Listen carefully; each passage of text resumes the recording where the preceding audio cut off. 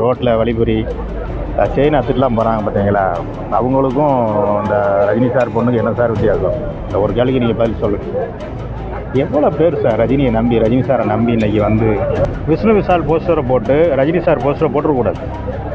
இன்ட்ரோலுக்கு முன்னாடி ஒரு நிமிஷம், இன்ட்ரோலுக்கு அப்புறம் ஒரு நிமிஷம் அவ்வளோதான் வராரு. நீ இப்போ அதில் என்ன பண்ணியிருக்க? சென்னை 28 பண்ணியிருக்கிற, இந்திரா படத்தை நீ பண்ணி வச்சுருக்கிற, ரசிகர்கள் ஏமாறுறாங்க.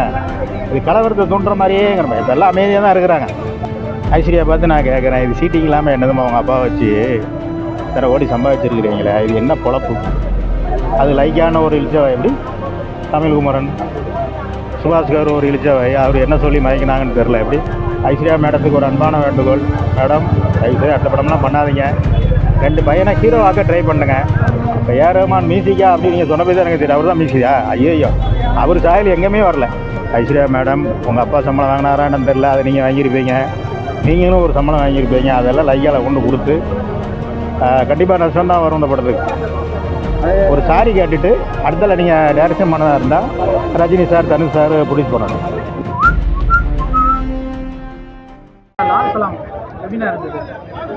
லால் சலாம் வந்து ஒரு எதிர்பார்ப்பு இருந்தது, ஆனால் எல்லா படத்திலும் உள்ள கதை தான். உதாரணத்துக்கு சொன்னீங்கன்னா சுப்பிரமணியபுரம், இந்த இந்திரான்னு ஒரு படம் வந்தது, இந்த படம், இது எல்லாமே ஆடியன்ஸுக்கு அப்பப்போ ஞாபகம் வரும். சூப்பர் ஸ்டார்னு வச்சு அவரை வச்சு அவ்வளோ பில்டப் பண்ணாங்க. எனக்கு தெரிஞ்சு இன்ட்ரோலுக்கு முன்னாடி ஒரு நிமிஷம், இன்ட்ரோலுக்கு அப்புறம் ஒரு நிமிஷம் அவ்வளோதான் வராரு. இல்லை படம் முழுக்க 40 நிமிஷம் கேமியோ அப்படின்னாங்க. இல்லை சார், அப்புறம் வந்து ஒரு பொம்மை மாதிரி வராரு.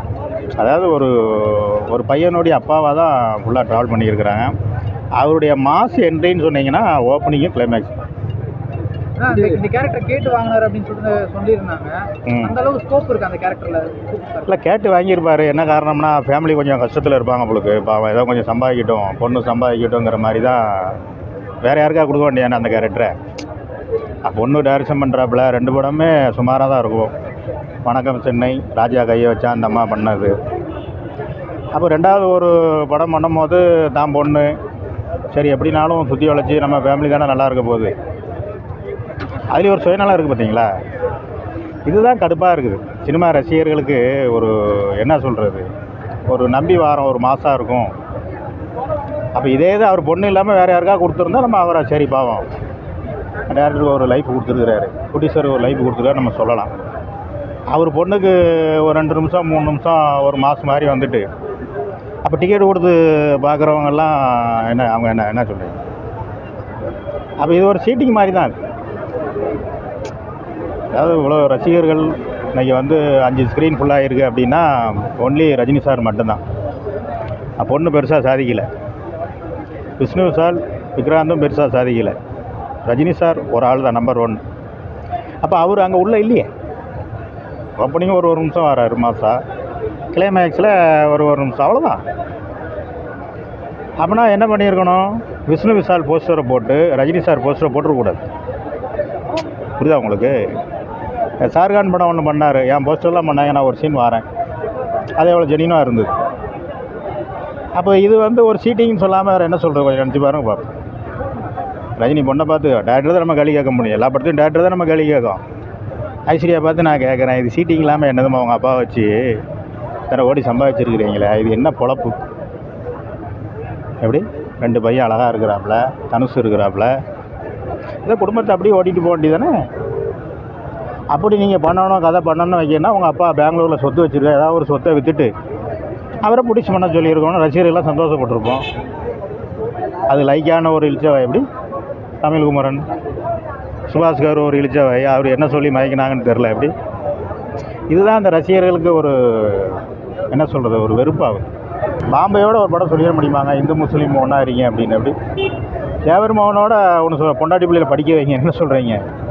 நீ இப்போ அதில் என்ன பண்ணியிருக்க? சென்னை 28 பண்ணியிருக்கிற, இந்திரா படத்தை நீ பண்ணி வச்சுருக்கிற,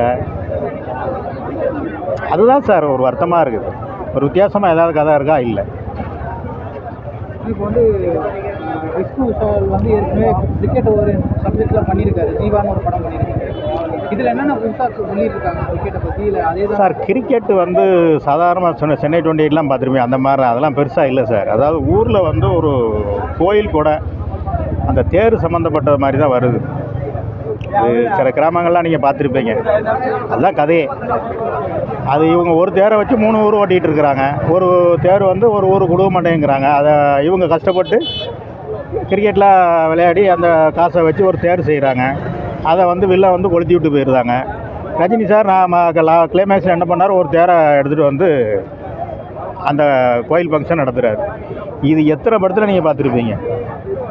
ஒரு நிமிஷத்தில் நான் சொல்லி முடிச்சிட்டேன் கதையை. இதுதான் கதை சார். ரஜினி மேலே மதம் சாயம் பூசினாங்க. இந்த படம் ஏதாவது பதில் இல்லை, அந்த மாதிரிலாம் ஒன்றும் இல்லை சார். இது மொத்தத்தில் பாம்பே இந்த மாதிரி இந்திரா படங்கள்லாம் நீங்கள் பார்த்தீங்கன்னா இந்து முஸ்லீம்கள் ஒத்துமையாக நீங்கள் ஒரு கான்செப்ட்னு அவர் சொல்ல வரார்.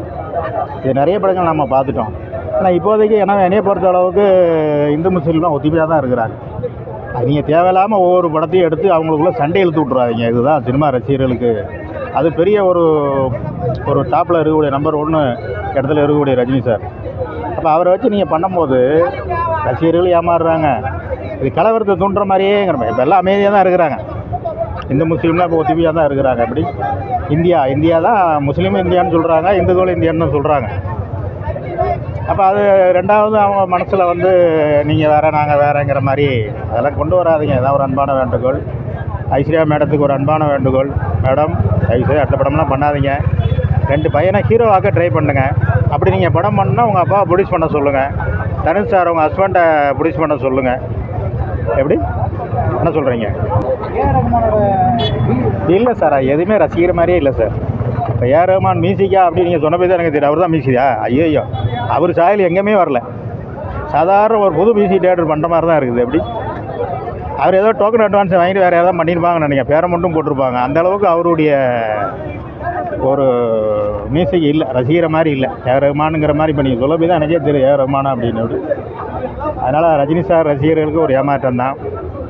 படம் ஏதாவது டிக்கெட் ரிசர்வ் பண்ணியிருந்தீங்கன்னா அதை ஒரு பிளாக்கில் எதாவது கொடுத்துட்டு ஃப்ரீயாக பார்க்கணும். இப்போ மனநல ரொம்ப பாதிப்பில் தான் சார் இருக்குது. காரணம் என்னென்னா, இப்போ நம்ம நிறைய பார்த்துருப்போம் சார். நம்ம அந்த ரோட்டில் வழிபறி செயின் அத்துட்டுலாம் போகிறாங்க பார்த்தீங்களா, அவங்களுக்கும் இந்த ரஜினி சார் பொண்ணுக்கு என்ன சார் வித்தியாசம்? இந்த ஒரு கேள்விக்கு நீங்கள் பதில் சொல்லுங்கள். எவ்வளோ பேர் சார் ரஜினியை நம்பி, ரஜினி சாரை நம்பி இன்றைக்கி வந்து 500 1000 டிக்கெட் எடுத்து உள்ளே போனால் 2 சீன் தான் வராரு. அப்போ இது எவ்வளோ பேர் ஏமாற்றம்? 2 சீன் தானே வராரு. அப்போ நீங்கள் ரஜினி சார் வந்து கெஸ்ட் ரோல் தான் சொல்லிவிட்டு இப்படி நீங்கள் விளம்பரம் கொடுத்துருக்கணும். லால் சலாம் முக்கியமாக வந்து விஷ்ணு விஷாலும் விக்ராந்த் தான் ஃபுல்லாக இருக்கிறா. இப்படி நீங்கள் ஏதாவது ஒரு விளம்பரம் கொடுத்துருக்க வேண்டியானே.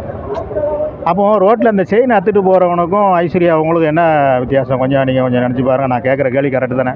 ரசிகர்களுக்கு தெரியும். ரஜினி சார் ரசிகர்களுக்கு நான் கேட்குறது கரெக்டுன்னு தெரியும். சினிமாக்காண்டி நம்ம வாழ்ந்துட்டுருக்கோம் சார், சமூக ஆர்வலர். எப்படி அப்போது இது என்ன, இது ஒரு வகையான ஒரு சீட்டிங் தானே? சினிமா ரஜினி சார் ரசிகரை பார்த்து நான் கேட்குறேன், தயவுசெய்து படத்தில் பெருசாக லாபம்லாம் வராது. லைக்காக்கு ஐஸ்வர்யா மேடம் உங்கள் அப்பா சம்பளம் வாங்கினாரான்னு தெரில, அதை நீங்கள் வாங்கியிருப்பீங்க. நீங்களும் ஒரு சம்பளம் வாங்கியிருப்பீங்க. அதெல்லாம் லைக்காவில் கொண்டு கொடுத்து கண்டிப்பாக நஷ்டம் தான் வரும் இந்த படத்துக்கு. ஒரு சாரி கேட்டுட்டு அடுத்தல நீங்கள் டைரக்ஷன் பண்ணதாக இருந்தால் Rajini sir Dhanush sir produce பண்ணட்டும். படம் வந்து ஃபஸ்ட்டு ஷோ பார்த்துட்டு நம்ம வந்து உண்மையான பேட்டி கொடுக்கக்கூடிய, நல்லா இருக்கிற படத்தை நல்லா இல்லைன்னு நம்ம சொல்ல மாட்டோம். அப்படி உங்களுக்கே தெரியும், பேட்டி அவங்கள்ட்ட 50-60 மேலே இருக்கும். அதனால் ஃபஸ்ட்டு ஷோ பார்த்துட்டு ஆடியன்ஸ் வெளியில் வராங்க பார்த்தீங்களா, அவங்களுடைய கணிப்பு தான் கரெக்டாக இருக்கும். இப்போ தாங்க குழந்தைய வந்து நல்ல குழந்தை தானே சொல்லுவாங்க. சுபாஸ்கரனுடைய படம் அவர் அப்படி தான் சொல்லுவார். ஆனால் சொல்லுவீங்க ரஜினி சாரும் அப்படி தான் சொல்லுவாப்புல, ஐஸ்வர்யா அப்படி தான் சொல்லுவான். ஆனால் அவங்களுடைய படைப்பு அது நல்லா இருக்கா நல்லா இல்லையான்னு ஆடியன்ஸ் என்னைய மாதிரி கரெக்டாக ஜட்ஜ்மெண்ட் பண்ணக்கூடியவங்க தான் அந்த சினிமாவை கரெக்டாக நம்ம சொல்லுவோம்.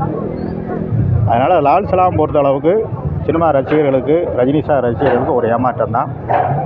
படம் பார்க்காம இருக்குது நல்லது. அதுக்கப்புறம் ஆடியோ லான்ச்சில் வந்து ஐஸ்வர்யா மேம் சொல்லியிருப்பாங்க, நாங்கள் ட்வீட்லாம் போடும்போது எல்லாரும் 171 படத்தை பற்றி தான் கேட்பாங்க, எங்கள் படத்தை பற்றி கேட்கவே மாட்டாங்க.